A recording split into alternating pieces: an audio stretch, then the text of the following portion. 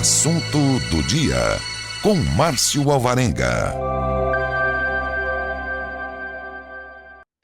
E no assunto do dia do Trocando em Miúdos, estamos recebendo o professor Nestor Barbosa de Andrade, que na quarta-feira, dia 24 de setembro, nas dependências do anfiteatro do Bloco 8C do campus Umuarama, recebeu uma justa e merecida homenagem, e ele, que é um dos nomes mais emblemáticos aí da história da nossa Universidade Federal de Uberlândia.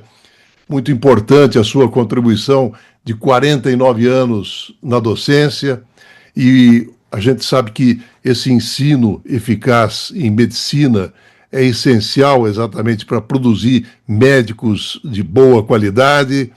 Vários estudos tentaram identificar as características de um professor eficiente e capaz, e se a gente procurar avaliações de alunos e também opiniões de especialistas sobre o professor Nestor Barbosa de Andrade, pode ter certeza que ele reúne pelo menos 3 predicados de extrema relevância: conhecimento do assunto, entusiasmo e habilidades de comunicação. Prazer em recebê-lo no Trocando em Miúdos, professor Nestor. Ô, Márcio, prazer é meu, muito obrigado.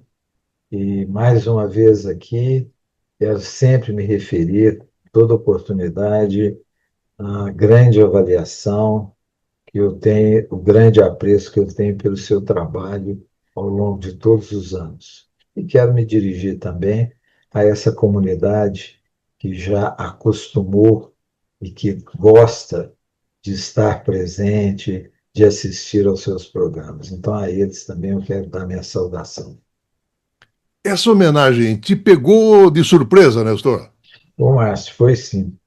Eu recebi um telefonema de um jovem aluno participando da Liga da Especialidade, que é coordenada por uma colega, a professora Badia, me convidando para dar uma aula assim um pouco fora do habitual, que seria uma comparação, uma avaliação sobre a medicina de hoje e a medicina de 100 anos atrás. Então, um percurso de 100 anos na medicina.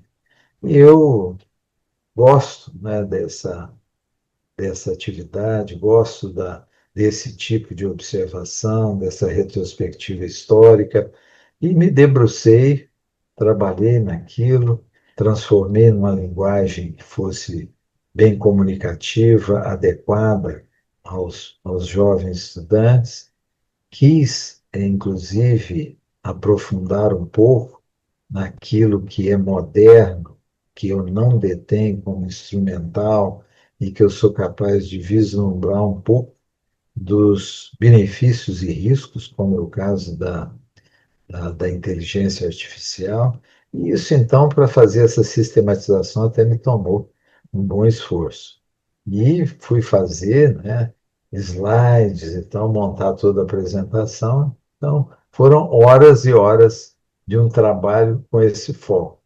E cheguei lá, os convidados que compareceram já estavam, porque foram convidados por meia hora antes, me receberam 2 ou 3 alunos, me conduziram, e eu estava já perguntando a quem eu poderia conversar para entregar meu pendrive para a gente já começar a exposição, e foi recebido, e aí foi aquela grande surpresa. Eu confesso que tenho um pouco de dificuldade para controlar, eu sou um pouco tímido, mas tenho dificuldade para me controlar com essas surpresas emotivas. Então, fiquei desconcertado bem por uns 10 minutos até me recompor. No começo, acho que eu devo ter feito até um papel esquisito, porque eu nem dava passo para frente. Eu estaquei, fiquei e não sabia o que fazia. Mas foi realmente, não só foi surpresa, mas uma surpresa muito carregada de afeto e muito emocionante para mim. Nestor, como é que a medicina entrou na sua vida? O Márcio,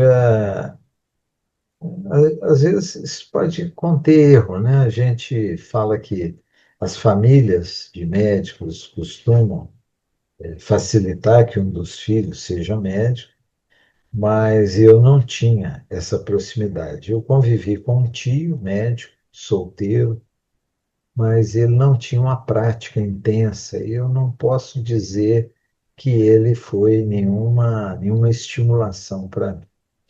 Mas eu sou o 10º filho, né? E a minha irmã mais velha, com uma distância de idade relativamente grande, casou-se com um médico italiano. E esse indivíduo foi meu padrinho, inclusive.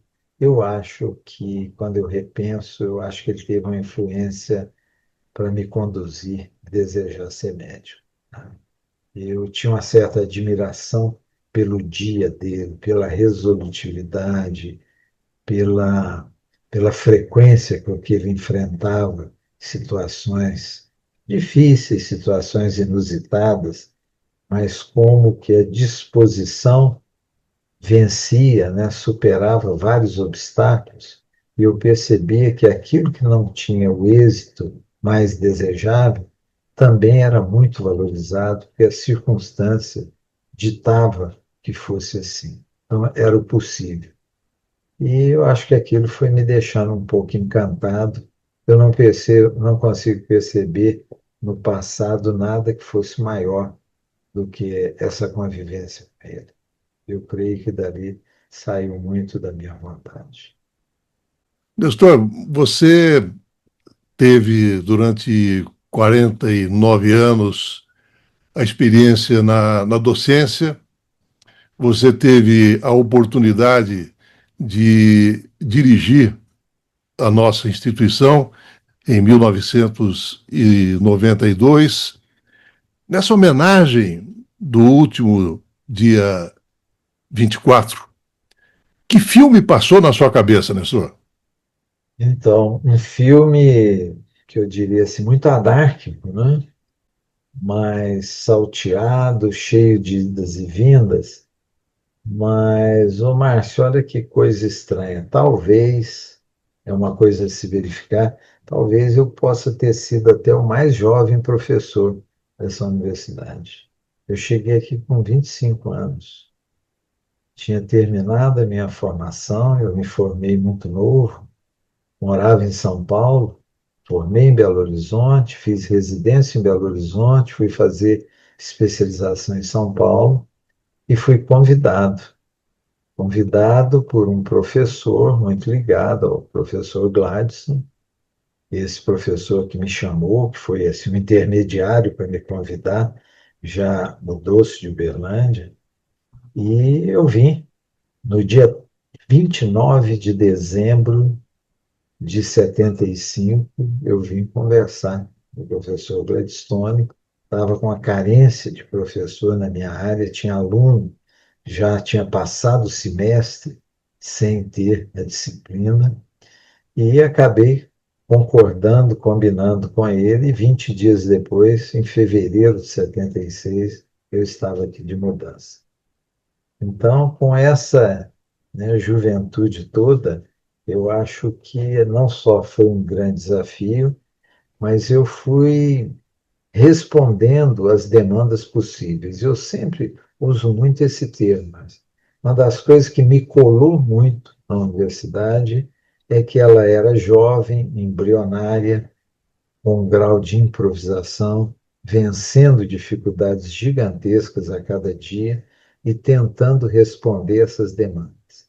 E ela crescia em extensão, em poder de resolução assistencial, em capacidade de ensino, em especialização, sempre arrastada por demandas, sempre arrastada por complexidade de demanda, de assuntos, de problemas, e com isso ela ia atrás. Ela não foi aquela universidade igual uma Campinas, que nasceu planejada, se estruturou para depois abrir as portas. Ela abriu as portas extremamente pequena.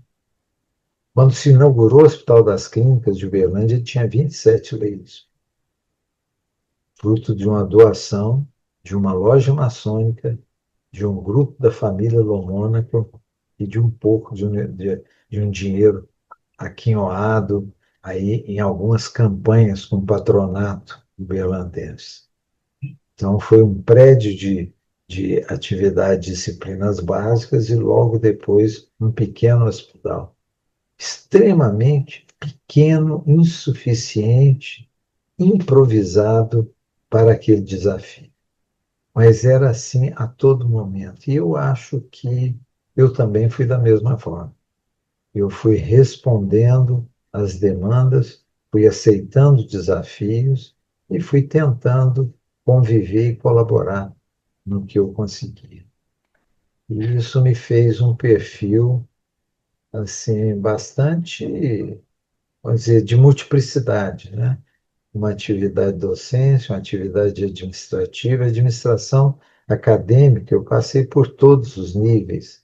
Eu fui chefe de departamento, eu fui coordenador de curso, eu fui coordenador de unidade de comissão de reforma curricular, eu fui diretor da Fundação de Apoio ao Estudante Universitário, para depois, inclusive, ser reitor.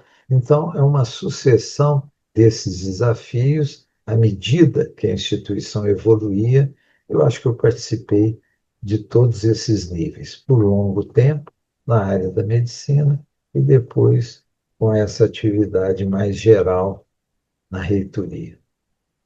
Então, na reitoria, nós já tivemos a oportunidade, em outro momento, também de resgatar esses fatos ocorridos naqueles momentos que antecederam, inclusive, a sua posse, a todo o clima instalado naquele momento, mas resgatando, inclusive, a própria mensagem estampada na chapa que o elegeu: ideias e ideais. Aí eu pergunto, que ideias a sua chapa arregimentou? Que ideais pretendidos foram atingidos no sentido de trazer uma contribuição para que a gestão empreendesse uma mudança de rumo da instituição? Eu não sei se eu seria assim, uma pessoa mais avalizada para fazer uma avaliação assim, mas deixa eu contar um pouquinho do envolvimento que ele traduz, talvez, uma trajetória. Aconteceu no Paraná, no ano de 91, bem no início do ano, um encontro docente para se discutir a Universidade Federal. E umas 30 docentes, 40 docentes fomos lá. Na volta, esse grupo estava extremamente empenhado em continuar a discussão. E nós começamos a nos reunir à noite, 2, 3 vezes por semana, discutindo sobre a universidade. Uma discussão sem uma pauta rígida, mas realmente com um desdobramento de ideias, de diagnóstico, de visualização de metas, de necessidades muito grande. As coordenações eram feitas assim, digamos, de forma mutável, erráticas, mas um ambiente muito estimulante. Com pouco tempo que nós estávamos nisso, surgiu o assunto de que estava aproximando uma época de fazer sucessão. Esse grupo, inclusive, tomou o nome de sucessão e se propôs a fazer uma discussão já dirigida para ele vir a participar desse processo sucessório. Esse grupo era grande, muito determinado, muito presente nessas discussões, e aí o foco foi se afunilando para o lado de um entendimento das circunstâncias do poder na universidade, das conexões com o poder da cidade e região, com a influência política tradicional, com a história de formação da universidade, etc. E dessa forma, nós caminhamos para chegar um momento e dizer qual outro grupo tem a preocupação, está debruçado sobre os problemas da universidade mais do que esse grupo. É mais do que legítimo e necessário que daqui saia uma proposta de uma nova reitoria. E num processo interno foram escolhidos, e foram escolhido eu e o professor Ribeiro para ser candidato a diretor, a reitor e vice. E mais, tomou-se a decisão de que, diferentemente de outros períodos, nós deveríamos sair com uma chapa completa.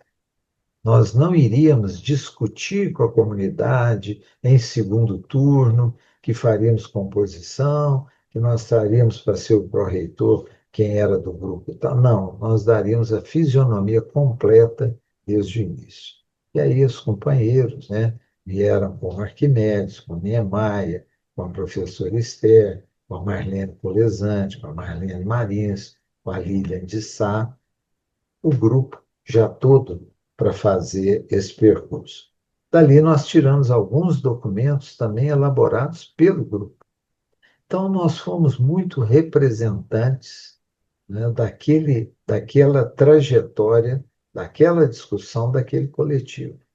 E isso aí eu acho que deu uma densidade de conteúdo, e a proposta era realmente você sair de um estágio provinciano, de você não ter as amarras da política menor, de você ganhar uma projeção social mais autônoma, sabendo da importância que a universidade tinha para a cidade e para a região, e para você realmente criar um ambiente não só de liberdade, mas um ambiente de uma universidade mais pulsante, mais entusiasmada para discutir problemas, seja da região nacional, problematizar mais a vida nacional, da universidade que tenha, abre mais interação, que ela reconheça mais agentes sociais significativos e múltiplos, e não apenas setorizados numa certa classe, que ela viesse a movimentar-se para um dia ter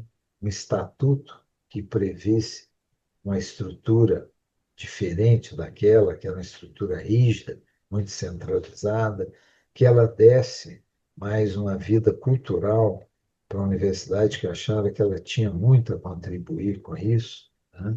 E que ela também discutisse e propusesse que a qualidade ela deveria privilegiar trabalhos coletivos, que ela não se ensimesmasse apenas procurando o professor que titulado, que sabendo do seu mistério, que ele não tivesse muita disposição para fazer o trabalho em grupo, para fazer metas mais coletivas. Essas ideias, ainda que gerais, elas se transformavam também em pontos mais operacionais, e daí chegando a algumas metas e coisas.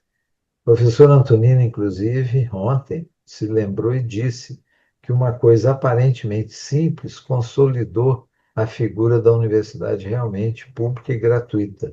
É lógico que já não se tinha mensalidade, mas se pagava a taxa de matrícula, que um dos primeiros atos foi acabar com a taxa de matrícula, para dizer que não se paga nada, né? Que é realmente a gratuidade ela existe, há o dinheiro público, não há por que você precisar e querer fazer um caixinha a mais de um dinheiro de mais fácil disponibilidade. Então, taxa de matrícula anulada. Mas foram essas ideias mais amplas assim que fizeram. É claro que a universidade ela persegue a abertura, né, dos vários níveis da especialização, da pós-graduação formal, ela quer estimular núcleos de pesquisa, ela quer ter uma fisionomia externa mais adequada, ela quer ganhar mais representatividade no meio das universidades, ela quer ser mais ouvida e participativa nas agências de fomento. Eu acho que existem algumas linhas que elas são comuns e que são caminhos quase que forçosamente perseguidos. E vai depender aí do tamanho dela, das oportunidades circunstanciais.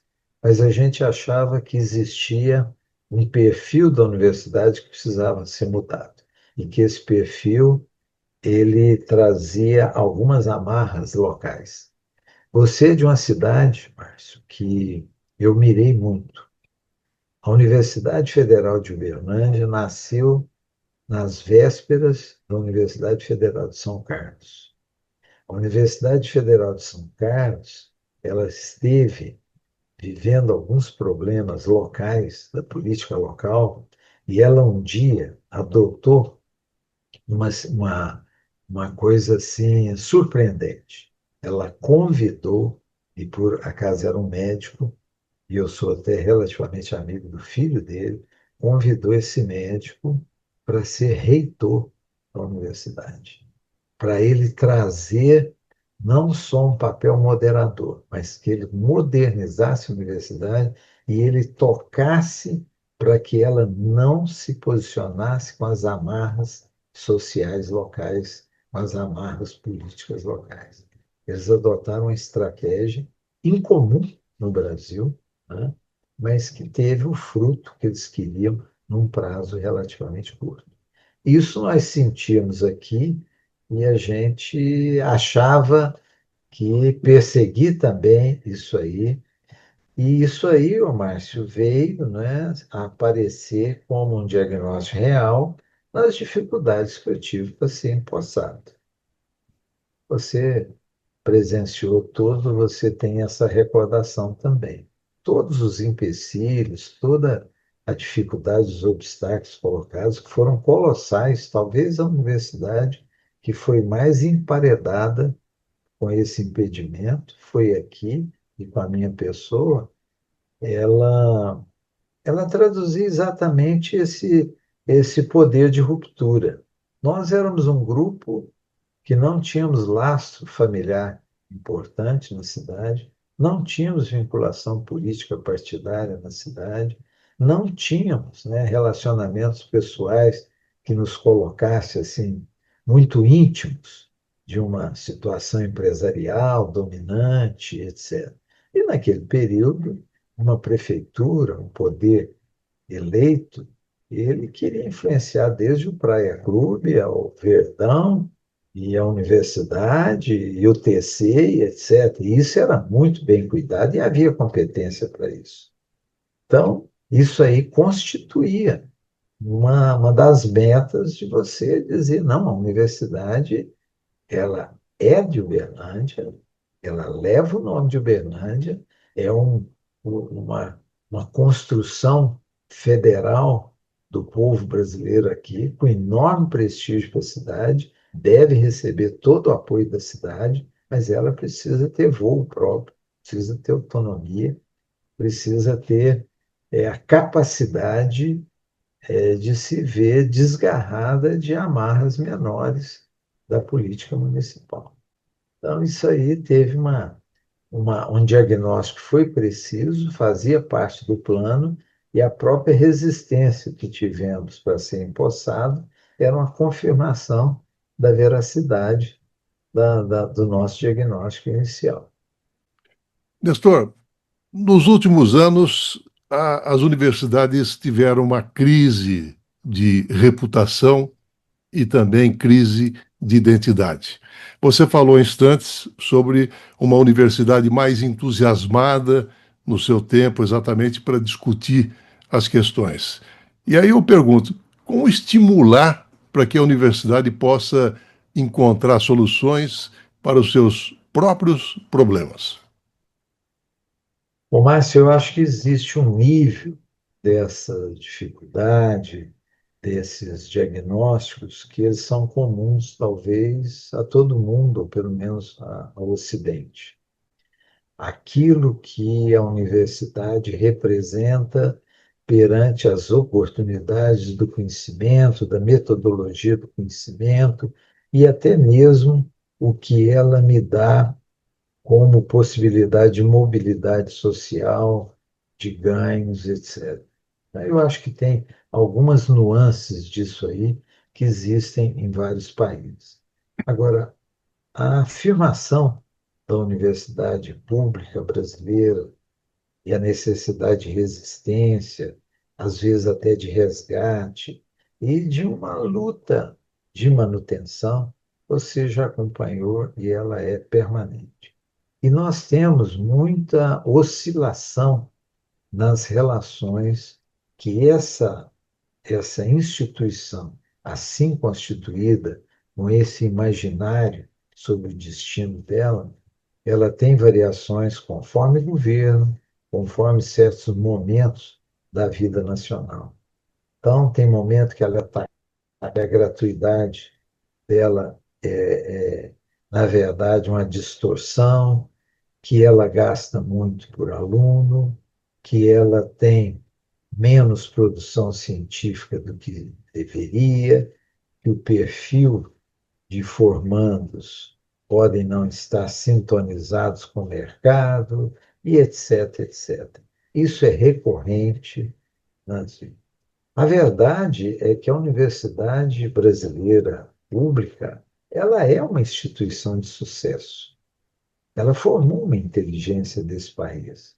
Ela tem uma estrutura de pós-graduação extremamente exitosa. Se você visitar todo o calendário dos quinquênios, né, a cada 5 anos, programas, né, as avaliações de pós-graduação, o acumulado no Brasil é enorme. Haja visto qualquer comparação que você faça com outro país latino-americano. Nós tivemos, né, inclusive, uma produção científica muito grande. Podemos ter vacilado um pouco numa relação entre a produção e a patente e a configuração do desenvolvimento tecnológico que aquele conhecimento deveria produzir. Pode ser que a universidade poderia ter remodelações que afinassem muito essa relação entre o conhecimento produzido e a consequência do impacto na realidade, mas isso são processos de amadurecimento. Agora, nós já exportamos muito cérebro que não conseguiu se veicular e se satisfazer com o ambiente que ele tinha no Brasil. Nós nunca tivemos nenhuma relação com o grupo empresarial que fosse uma relação que preservasse mais a universidade.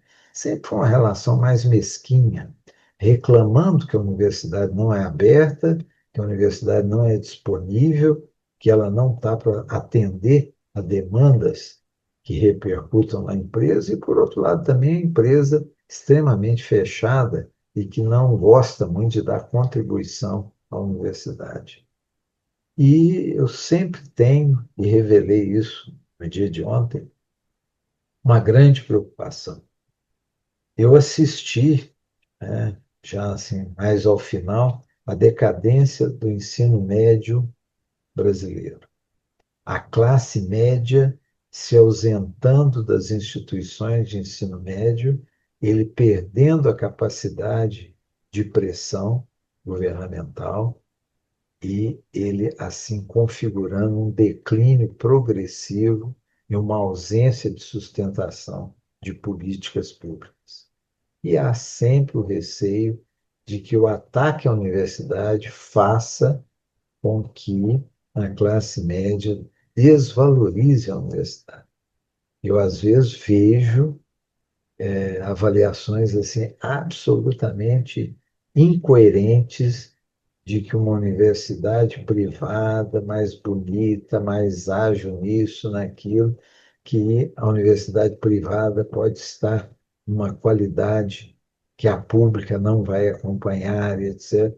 Eu fico, primeiro, acho essas análises extremamente superficiais e inadequadas, mas fico com receio disso trazer impacto no imaginário, principalmente da classe média, e começar a diminuir o afluxo dos filhos da classe média para a universidade pública. Isso aí desvalorizaria e nós perderíamos o fôlego em um prazo muito curto. Então, políticas de governo que são ataques à universidade, que desvalorizam, que deixam ela rotulada de forma inadequada, elas são de um desserviço ao país enorme. Eu acho que podem ter críticas e devem ser feitas, mas a Universidade Brasileira Pública é uma instituição de sucesso quando você analisa inúmeras outras instituições.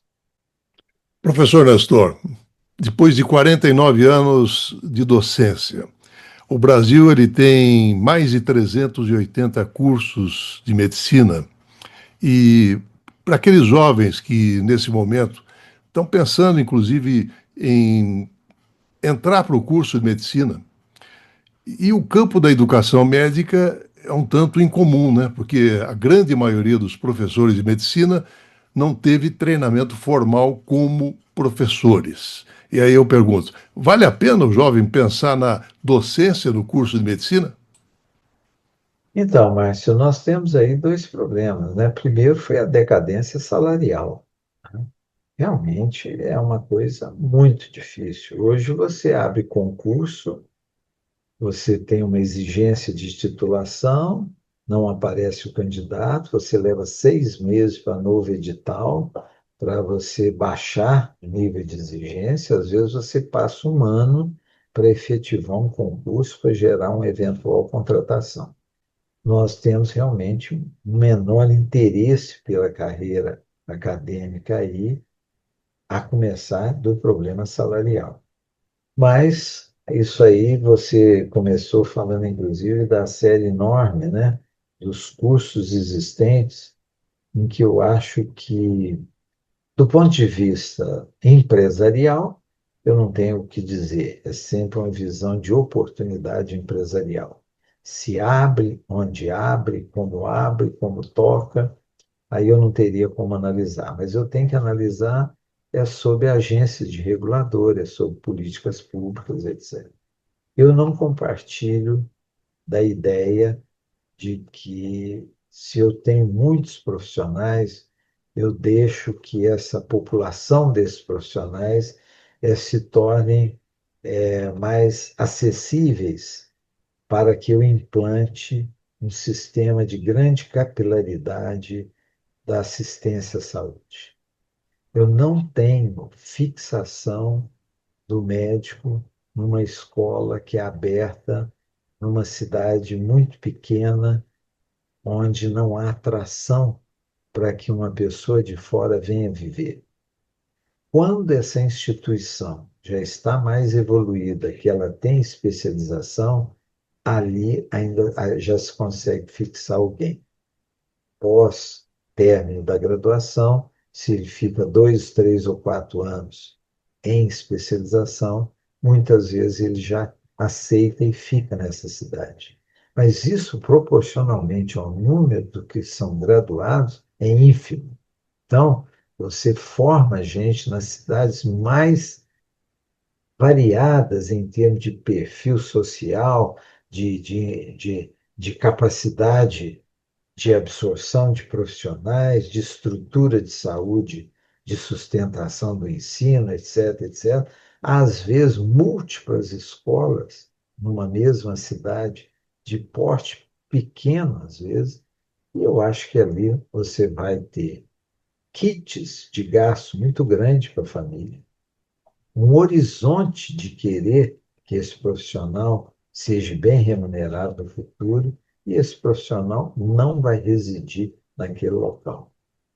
Daí se vem uma outra imagem, que eu teria um sistema público com a chamada carreira de Estado, em que eu poderia ter uma mobilidade, começando numa cidade menor, tendo direito, né, de progredir na carreira, cidades melhores, coincidindo com o dia que eu tenha um filho já em idade escolar, já estou numa cidade de porte médio, como muitas vezes é comparada com outras carreiras de Estado, por exemplo, de uma promotoria, de juizado, etc.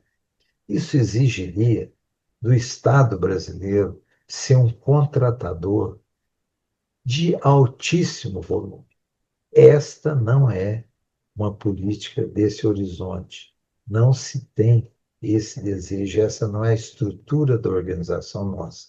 O SUS não prevê uma dimensão dele se tornar um patrão dessa dimensão. Então, eu não vejo, né, nada que sustente a validade de eu ter um número tão grande de cursos e que esses cursos vão representar a estruturação de uma boa assistência no país. Eu acho que nós vamos ter jovens assim desestimulados, jovens que não vão gostar de permanecer na profissão, jovens que vão tentar a todo custo, com o apoio de finanças da família, fazer investimento para tentar permanecer numa cidade melhor. Não vai ser um indivíduo disponível para uma política pública. Então, eu vejo muitos sinões no resultado de uma abertura tão grande de escolas médicas. E curioso, isso que muito pouca gente sabe, que ela já não é política de governo há um bom tempo. Nós estamos tendo uma série enorme de escolas nos últimos anos que conseguem abrir pelo Poder Judicial. Elas conseguem liminar.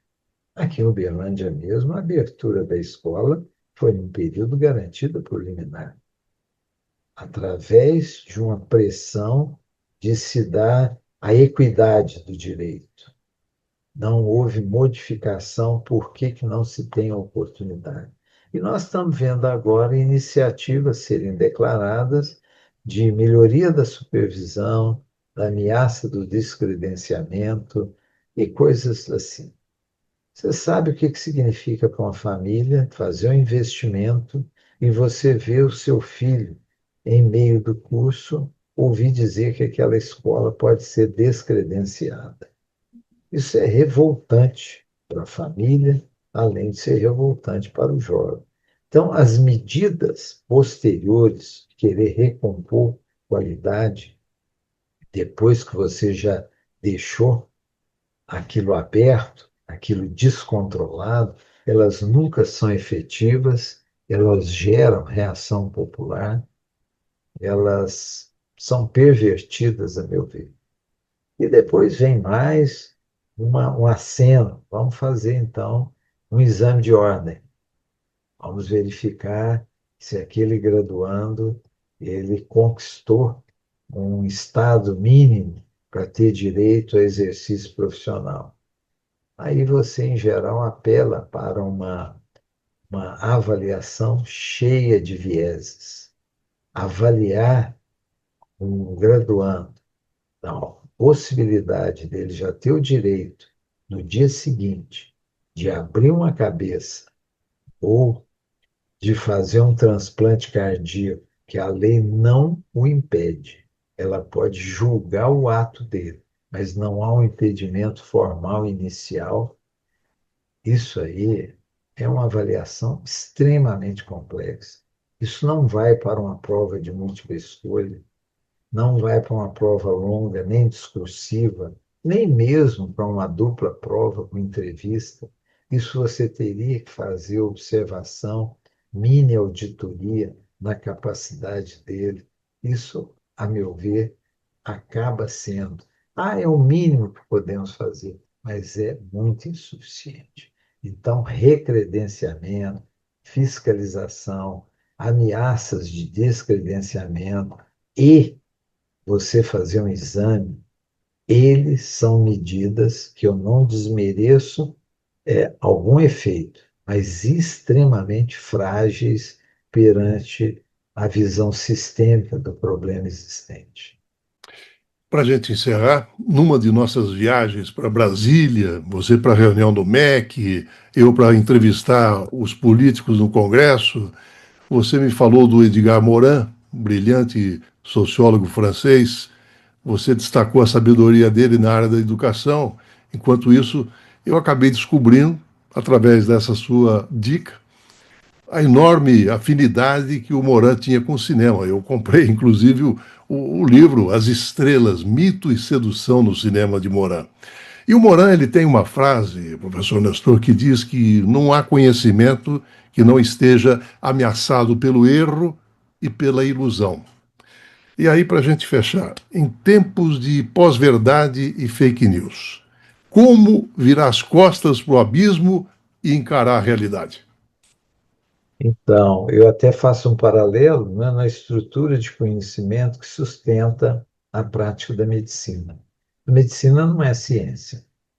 A medicina é uma profissão antiga, erudita, calcada ancestralmente, inclusive na sua primeira aventura de sair assim apenas da paixão das punições divinas, para uma observação que ela captou da filosofia, de observar a natureza, de catalogar, de tentar compreender um pouco o fenômeno que brotava, até que ela um dia deu passos maiores.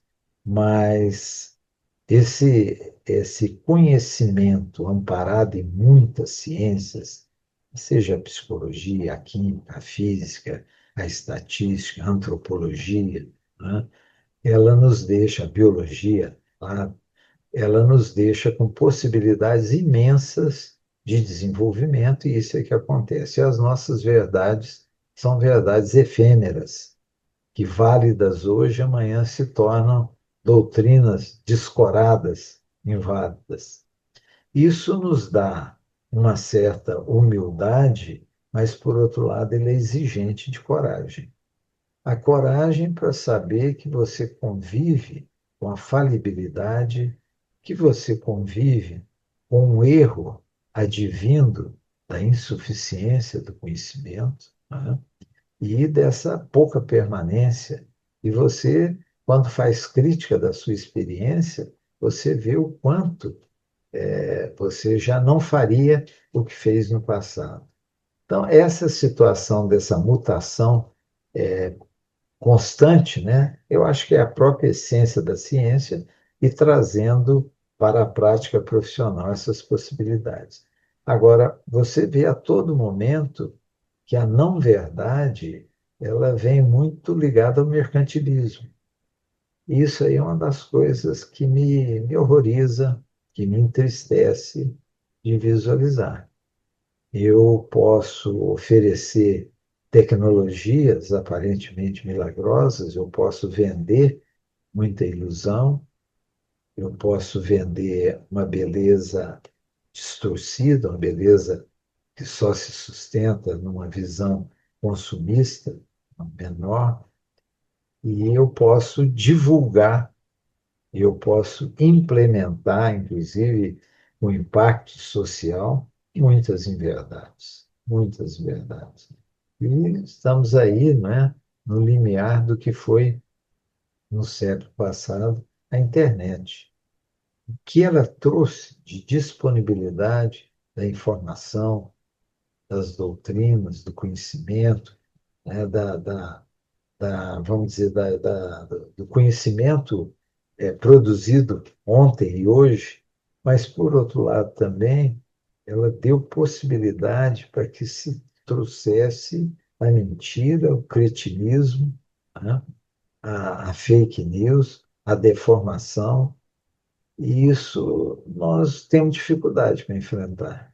E acho que com a inteligência artificial nós vamos viver ainda de forma mais perigosa.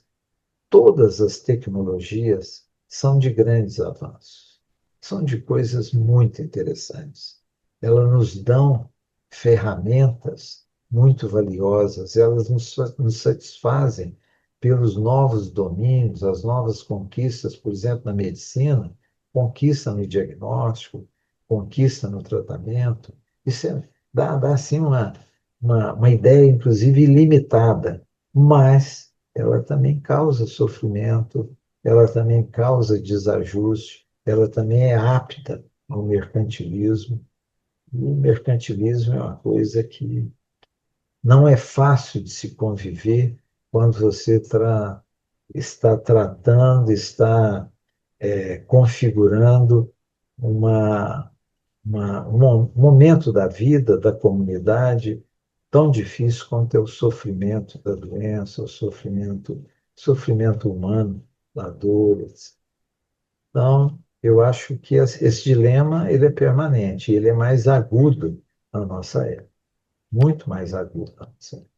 Professor Nestor Barbosa de Andrade, parabéns pelo seu trabalho, pela sua carreira na nossa Universidade Federal de Uberlândia e muito obrigado pela entrevista, professor. Bom, Márcio, muito obrigado. Acho que, né, nós aqui ficamos um bate-papo e eu acabei falando meio exageradamente. Você me faz essa estimulação. O tópico realmente é momentâneo aí sobre esse meu período da vida, mas te agradeço muito por essa lembrança, por essa abertura, esse seu carinho aí para me fazer esse convite. Te agradeço muito e também agradeço àqueles que me assistiram, né?